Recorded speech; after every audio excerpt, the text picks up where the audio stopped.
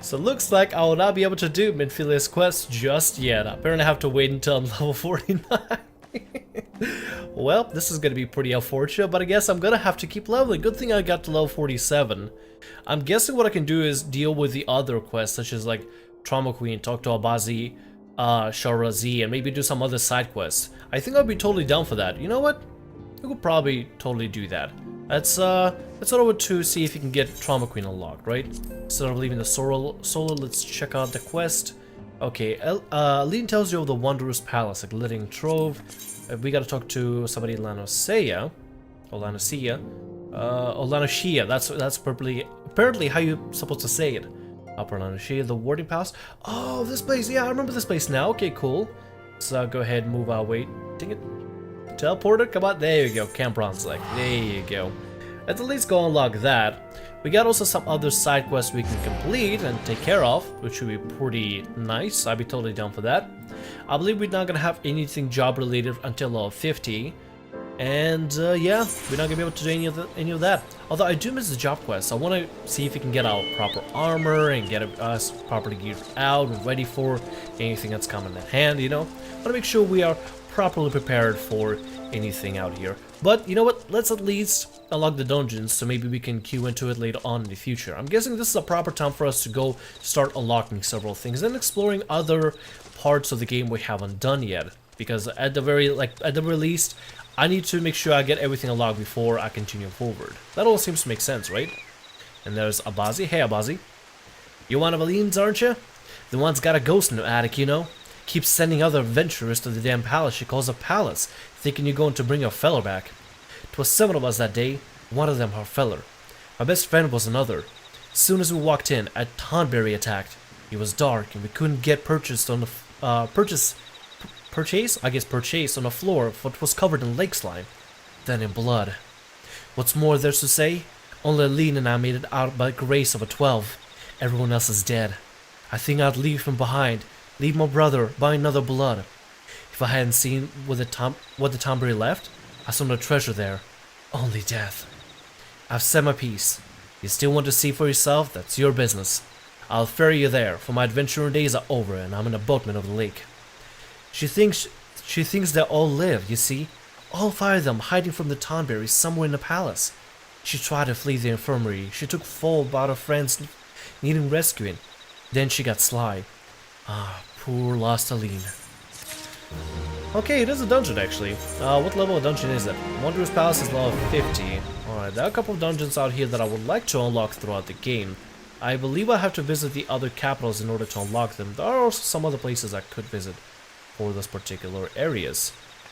I don't believe there's any kind of event happening anytime soon around this particular area, so I could go back to, I guess I could probably go back to Thailand, discover other capital cities, just kind of see what's where. Actually, now that I think about it, you know what, before we can continue further, let me go and check to see if I can go to my house. Since I'm on the same server on my main character, I could try to get over to the, what is it called?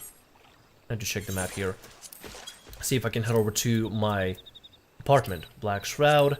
We need to head over to Lavender Beds. How do we get to Lavender Beds from here? Alright then. I completely forgot I didn't unlock the housing around these areas. What do we got here for quest-wise?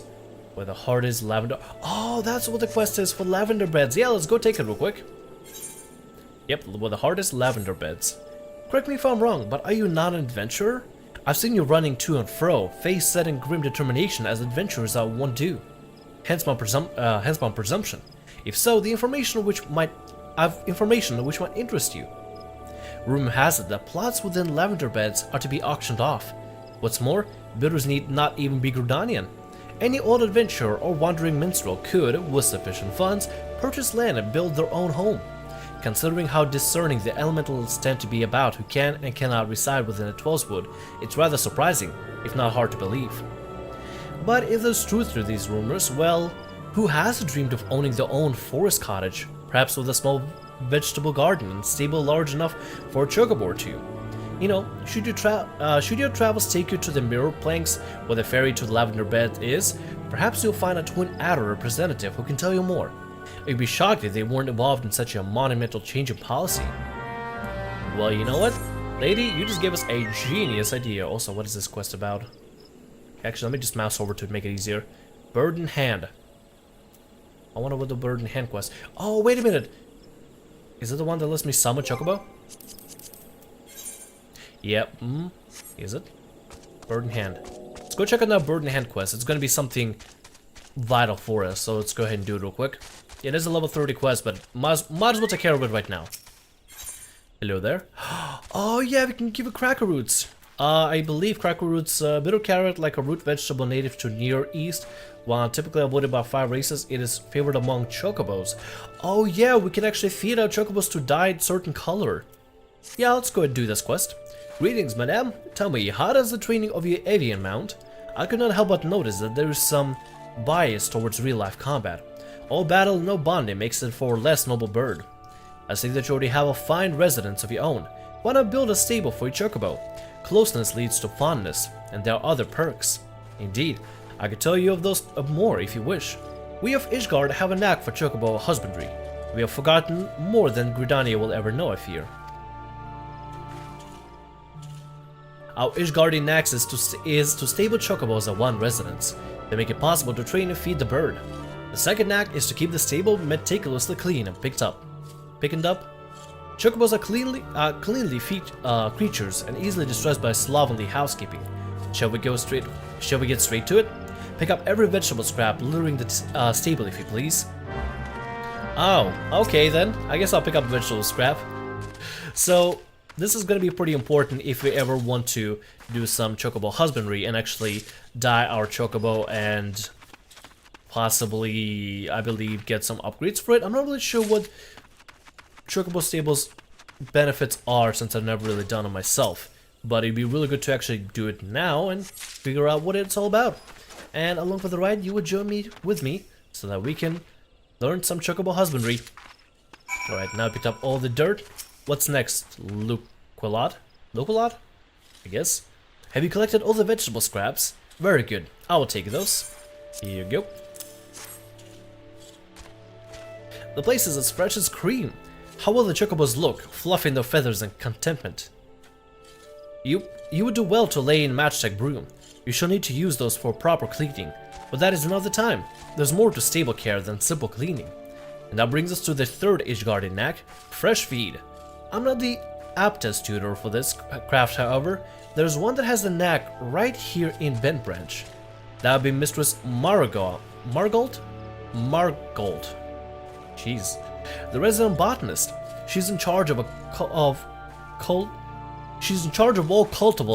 cultivars, jeez, sorry, maintained here for the chocobos. Go to her and beg a few greens and information for her. She will not stint you on either. Oh, nice. I think we have to actually get some Gisso greens. Oh, wait a minute, I think this is the quest that actually teaches you about using your chocobo in battle, I think. Hey, Margold, welcome. Some feed for chocobo? Ah, you've come to the right place for it. It has been a warm spring. Try the cracker root. Many birds would otherwise go off their feet cannot resist these luscious roots. You raise them with love as well as skill. Master Luquilot likes to call it a knack. I have no quarrel with it. It is a joy to grow, whether it be vegetables, chocobo, or the skill in one's hand. Why not try your own hand at growing vegetables? You say you have a house must have a field. Food grows with love and care. How could your bird not thrive eating feed such as that? Mayhap we are not what we eat. Elsewhere my father would be a codfish as swim in butter. Wow. But the feed certainly makes chocobo's eye. So sensitive is the nature that you can see the effect of particular feed as clear as day. But I've yet to tell you about the main feeds. You're sure to be fascinated. Shall we ever tire of speaking of the Gisso greens? Precious, luscious plants. You can summon and train your bird with these greens. But as wonderful as Gisso greens are, they're hardly unique in being attuned to specific areas of a chocobo's abilities. The art of raising a chocobo involves choosing a balance of these vegetables to feed to your bird, thus creating a chocobo that is, well, just so. The best laid plans of wranglers are often frustrated by picky eaters though. Do make sure you come to know each bird's likes and dislikes, then no pieces of matchstick to bend to your will. But when bird and woman grow together, why, you must discover something very special indeed. Ah, and you would go well to grow your own feed. May as well fight with a pine sword to raise a chocobo without vegetables field of their own. Visit a store to buy the seeds, and remember, love and skill, there's the knack. I do go on, don't I? You came for a handful of feed and I got an earful, but that's the way of it with us botanists. Take this fine specimen of cracker root to your sweet chocobo, and I wish you both the joy of it. Thank you. So, apparently we can grow, if we have a proper housing, we can grow special herbs to feed to the chocobo, and we have to figure out its likes and dislikes. I like that system. I actually really like that system. Oh, Peach. I think that's what we call him. Yep, Peach. Yeah, we call him Peach. Peach is gonna get fed. We're gonna make him nice, fat, and happy. Somehow. To figure out what he likes. Ah, were you able to collect some chocobo feed? Margold is never stingy with the vegetables. Yeah, we did. Here you go. A giant cracker root. The finest cracker root as ever I've seen. A magnificent specimen. This will make the training all the more effective, I believe. We come to the fourth knack of chocobo husbandry, Elliot. Training. I hear your head wrangler Keitha about her work. There's a thought. Go and speak with her. She will tell you much more of training chocobos. Alright. And Keitha is actually right there. I already know about training chocobos. We can actually summon them right now, to be honest. There's Keitha. Let's talk to her. Nice to see you, adventurer. Here to learn about training a bird, you say? Yes, we are. Stable your chocobo and you'll be able to train it, the sweetheart. But you need to give him a treat straight after and not a moment later. What I do is go pick up the chocobo bit of feed before I get the bird into training. The results vary, as that slick ruffian of the ebony congratulations on leveling up Starfire Sparks. The results vary, as that slick ruffian at the ebony stalls used to say. Around here, results depend on how clean the stables are, what treat you give. As long as you love your chocobo, it's hard to muck it up. Well now, go, gotta find root. A crack root on you ready. That work is treat, no pun intended. Go on, start training a little Leia there. Little Leia. Oh, hi little Leia. Hello. How you doing? Hey little cutie. Oh god, don't kick us. Jesus Christ. That's a little terrifying. We're training little Leia. You feed little Leia the gigantic cracker root after her training. And little Leia's happy. Good job, little Leia. So wait, we have to actually feed our chocobo after training? I've never done that before. I always have my chocobo run around with me and battle with me, and they usually level pretty fast. But apparently we gotta give it treats. I never knew that. See, this is why I get to do this stuff, because otherwise I would never learn it. So Keitha, that was sweetly done, adventurer. You have some skill at this, I reckon. Some are made to just train just the one bird, but you can handle any chocobo. Some adventurers share the stable, you know. Maybe you could care for birds other than your own. You muck out the stables. That means you help and raise the adventurers' birds as well as your own. Don't matter who did the mucking out, really. Those birds are being cared for, you see. They ought to hold you for a while, huh? No use pouring too much wine into a cup. Best return to Lukrod before his guardian brain case starts imagining the worst. So, if I take my chocobo, let's say an apartment, and stable it there, it doesn't matter who cleans it as long as it just gets cleaned for all chocobos. Alright, I'll keep that in mind. I do have a broom on my main character. I don't have a broom on this one. I believe it's something I earn later on in the future. Maybe? I'm not gonna worry about it too much though. Let's go talk to Lukulot. Sweetly done. High praise indeed from Keitha. Excellent, excellent. I've now taught you all the knacks you must keep know at the time, I believe. It is my hope that you will add a stable to your residence, and to raise a chocobo to serve as your brave mount and trusted companion. How I long to meet the birds someday. I trust you will not disappoint me. Well, thank you for the crack roots, appreciate that. Chocobo Raisin. Alright. Chocobo Raisin is now available. To begin raising your trusty companion, you must first stable him. Chocobo stables can be purchased and placed outside free company and private estates, okay? A chocobo is stabled, select train to increase his experience. After the training is complete, do not forget to give the chocobo a reward. Oh, we can... Okay, so we can train it at the stable. Okay, that's really, really good. Awesome, awesome. Continuously feeding a chocobo a snack of vibrant vegetables or fruits will cause them to grow feathers to a different color. Oh yeah, I remember that, and that's how you're able to dye them. It depends on what you eat, or what you feed your chocobo is going to be for the best. I want to take a nice little thumbnail like this. I like this actually. I really do like this. Okay, let's just go ahead and put it right there so that the hand is not going, going through the thing. Come on, little guy. Do a little, little action. There you go. That's gonna be probably the thumbnail. I like that. Honestly, chocobos are one of the best creatures ever. I'll make sure that we keep Peach here, nicely geared out, and I don't know what we'll dye him. I'm thinking maybe we could go for a dark, like brownish red color, maybe like a dark red color. That'd be pretty cool. That'd be pretty awesome. Although I have no idea what to feed him. Greetings, adventurer. Welcome to the Lavender Beds. Oh, you come at the behest of Gridanian woman. I regret to inform you that these plots are reserved for adventurers. Your friend will not be permitted to take part in the auction. You, on the other hand, will be more than welcome to participate. Should you have a mind to purchase a plot for yourself, pray speak with the resident caretaker. He can guide you through the process. Alright then. We don't need the resident caretaker because literally all these plots of land are taken, I believe. I think this one is taken, right? Let me check here. Oh, maybe this one might not be taken. Let's check actually. I wonder if maybe it's not. So probably the land is taken, there's just no house there. But let's check it out first. There is an auction for it, and it's pretty competitive market. If you're not on a, never mind, that is a private home. Actually, whose house is that? Let's check it out real quick. Let's see. That is placards. I know all about placards. That's fine. Owner is Umi Kusakabe. Address plot 75th Ward, Lavender Bed Small.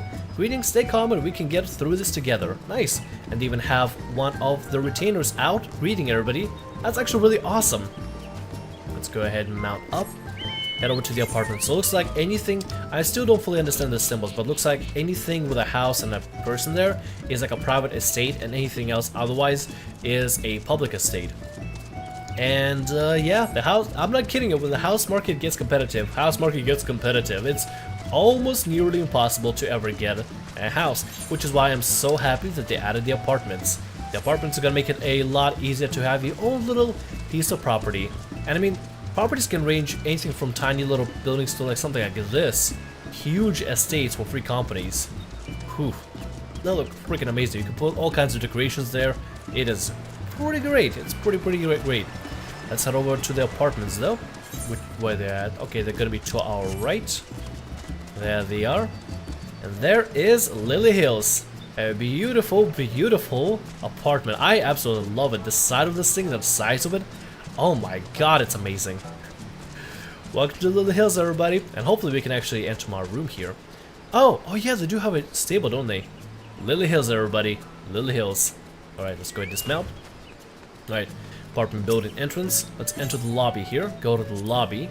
And from the lobby, we'll enter to my room. Hopefully it's gonna be unlocked. We'll see. I'm still learning how to manage the house. I just learned how to control the placing of furniture. Nevertheless, let's start with this for now. We've got a beautiful lobby right in the center. And 3 members over here. One to manage the housing, the others to prepare gear and sell some minute things. Got a bunch of seating areas where people can intermingle, and yes, I actually do have neighbors. I actually have said hello to several neighbors so far. I've got to chit-chat with them a little bit, but it's pretty cool having neighbors, not gonna lie. Specified ward. Can I not go there? Access, oh come on, access restricted? Unable to move to access where being denied. I restricted access to it? When did I do that? Oh well, let's go check out some of the other person's apartment. Unable to move, access is denied. Never mind, we're being barred out. Can I not go to other people's apartments? I need to fix that at a certain point. That's what I need to do. I need to really fix that. Because I want to be able to go to my own apartment and check it out and everything. I'm not going to deny myself entrance. I want to be able to visit it as well. Hopefully the game might add a, not really a family system, but more like a, I guess maybe like a friend system or a roommate system, so that multiple characters of mine can actually use the same apartment. And using the apartment would be just a nice boon in general for me. Nevertheless, we already dealt with the Lavender Beds. Speak with Wood Whaler Expeditory at the Isam Harn South Shroud. Let's go take that on right now.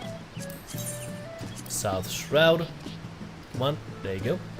And we need to head over down there. Let's head over to... Whatever, I'll just use this. Teleport to Quarry Mill. There you go.